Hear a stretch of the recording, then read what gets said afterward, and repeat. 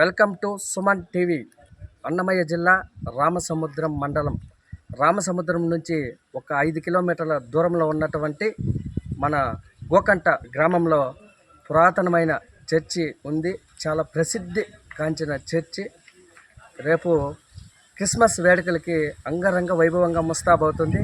ఇక్కడ స్థానికులు ఉన్నారు. రేపు ఆ క్రిస్మస్ వేడుకలు ఎలా జరుగుతాయి, ఎలా ఉంటాయి అన్న విషయాన్ని వాళ్ళని అడిగి తెలుసుకునే ప్రయత్నం చేద్దాం.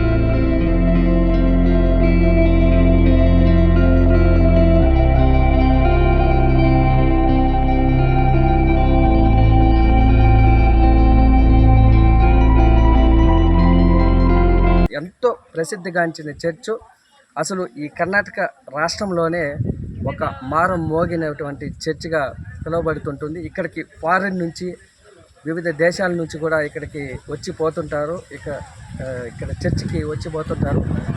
మిగిలిన వివరాలు, అక్కడ ఏర్పాట్లను వారిని అడిగి తెలుసుకునే ప్రయత్నం చేద్దాం. నా పేరు జే మార్టిన్, గోకుంట గ్రామము, ముళబాల్ తాలూకా, కోలార్ జిల్లా.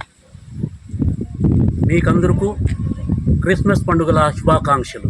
సహోదరి సహోదరులారా, మా గోకుంట గ్రామము ఒక క్రైస్తవ గ్రామంగా ఏర్పడింది 300 సంవత్సరాల వెనుక. అంటే 1702 సంవత్సరంలో ఇక్కడ క్రైస్తవులు పునాది పెట్టినారు. ఈ గ్రామము ఆ రోజు నుండి ఇప్పటి వరకు అనేక కుటుంబాలు కలిసి వచ్చినాయి. ఇక్కడ ఈ చర్చు కట్టినది 1854 ఇస్వీలో ఈ చర్చిని కట్టినారు. కానీ 1702 సంవత్సరం నుండి ఇక్కడ వచ్చే గురువులు, కథోలిక క్రైస్తవ గురువులు, పోర్చుగీస్కి సంబంధపట్టిన గురువులయ్యి తమిళనాడులో ఉండే పాండిచేరి నుండి గురువులు ఇక్కడ వచ్చి దేవుని యొక్క సువార్తను చాటేటందుకు ఇక్కడ వచ్చినారు. ఈ ఊరిలో క్రిస్మస్ గురించి అనేక కార్యక్రమాలు జరుగుతాయి.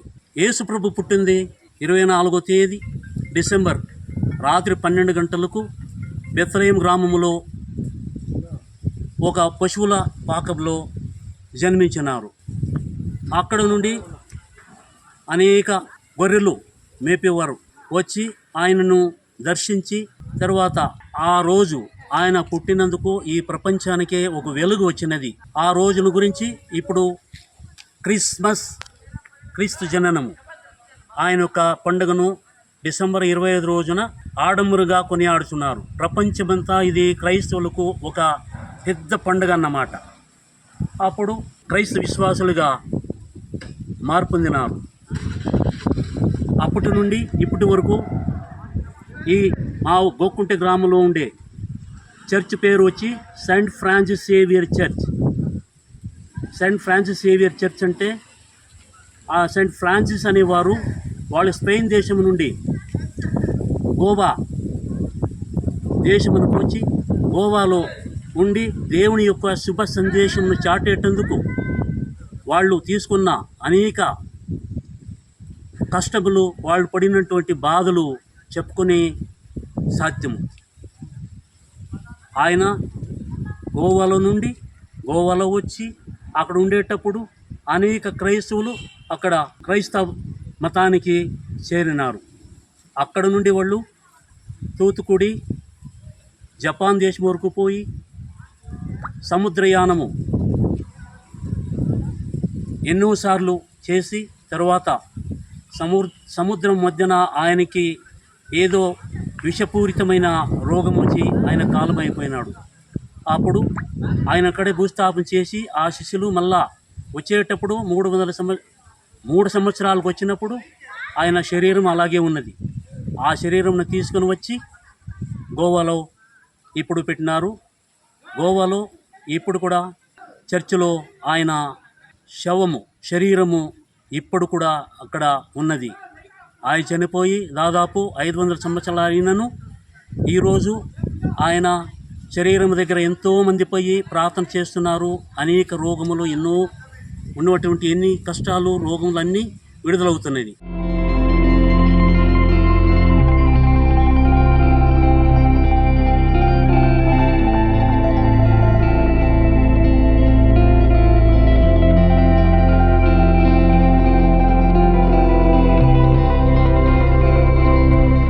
అలాగే ఇక్కడ క్రిస్మస్ని పురస్కరించుకొని ఇక్కడ పశువులకు ప్రాక ఏర్పాటు చేశారు. దాన్ని కూడా ప్రేక్షకులకి అందరికీ చూపించే ప్రయత్నం చేద్దాం. అలాగే ఆ సైడ్ అయితే క్రిస్మస్ వేడుకల కోసం వివిధ రకాలైన సాంస్కృతిక కార్యక్రమాలని కూడా ప్రాక్టీస్ చేస్తున్నారు. ఆ వేడుకలను కూడా చూసే ప్రయత్నం చేద్దాం, మన ప్రేక్షకులకు చూపించే ప్రయత్నం చేద్దాం. పశువుల ప్రాక అనేది మనకి యేసు ప్రభు గారు ఈ పశువుల పాకలోనే జన్మించాడని చెప్తున్నారు. దీన్ని కూడా చాలా చక్కగా ఏర్పాటు చేశారు. దీని గురించి కూడా ఆయన అడిగి తెలుసుకునే ప్రయత్నం చేద్దాం. ఈ పశువుల పాకం అంటే యేసు ప్రభు పుట్టినది ఈ పశువుల పాకలోనే. ఆ పశువుల పాకం అంటే యేసు ప్రభు పుట్టేటప్పుడు అక్కడ జన గణతి చేయాలని అక్కడ రాజు అగస్టస్ ఆ ప్యాలెస్టైన్ దేశంలో చెప్పేటప్పుడు ఈ మరియమ్మ తల్లి జోజప్ప గారు ఇద్దరు వెళ్ళి అక్కడ వాళ్ళ యొక్క జనగణతి అంటే మనం ఇక్కడ ఓటు వేయాలంటే ఏ మాదిరి సెన్సస్ చేస్తారు, అక్కడ పోయి మనము మన సంతకం వేసి మనము ఉన్నామని చెప్పేసి అక్కడ పోయినారు. అక్కడ పోయేటప్పుడు ఈమె గర్భవతి, డెలివరీ అయ్యే టైం వచ్చేసింది కాబట్టి అక్కడ స్థలమే లేదు. అప్పుడు వాళ్ళు ఆ బెత్లెహేమ్ గ్రామంలో ఎక్కడ స్థలం లేకపోతే ఒక పశువుల పాకం ఉన్నది, అక్కడ పోయి ఆ మరియమ్మ తల్లి యేసు ప్రభుకి జన్మం ఇచ్చినారు. ఆ పశువుల పాకము అక్కడ ఏ మాదిరి అయిందో అదే పశువుల పాకం మాదిరి మేము ఇక్కడ దాన్ని స్థాపించి ఇక్కడ యేసు ప్రభుని ఇక్కడ కూర్చోబెట్టి మేము ఎప్పుడు ప్రార్థన చేసి ఈ క్రిస్మస్ పండుగను మేము జోరుగా ఆడంబరంగా మేము చేస్తున్నాము. ఇది క్రిస్మస్ ట్రీ అంటారు. ఇది పల్లి కాబట్టి అంత రైతులు కాబట్టి ఇక్కడ పంటలు చేస్తారు. రైతులు పంటలు చేస్తారు కదా, కాబట్టి ఇక్కడ చూడండి ఇది గోదలి అంట. లోపల క్రిస్మస్ వేడుకలకి ఎలా ముస్తాబు చేశారో ఒకసారి చూద్దాం. వావ్, నిజంగానే చాలా వండర్గా ఉంది. ఈ విధంగా రేపు క్రిస్మస్ వేడుకలకి బెంగళూరు నుంచి కర్ణాటక నలుమూల రాష్ట్రంలోని మొత్తం వివిధ దేశాల నుంచి కూడా ఇక్కడికి వచ్చి ఈ క్రిస్మస్ వేడుకల్లో పాల్గొంటారు. చూడండి ఎంత చక్కగా ఈ యొక్క చర్చిని సుందరంగా తీర్చిదిద్దారో. ఓసారి ఇక్కడ చూస్తా అంటేనే క్రిస్మస్ సెలబ్రేషన్స్ అప్పుడే స్టార్ట్ అయిపోయాయి అని అనిపిస్తుంది. ఒకసారి వీక్షించండి సుమన్ టీవీ ద్వారా.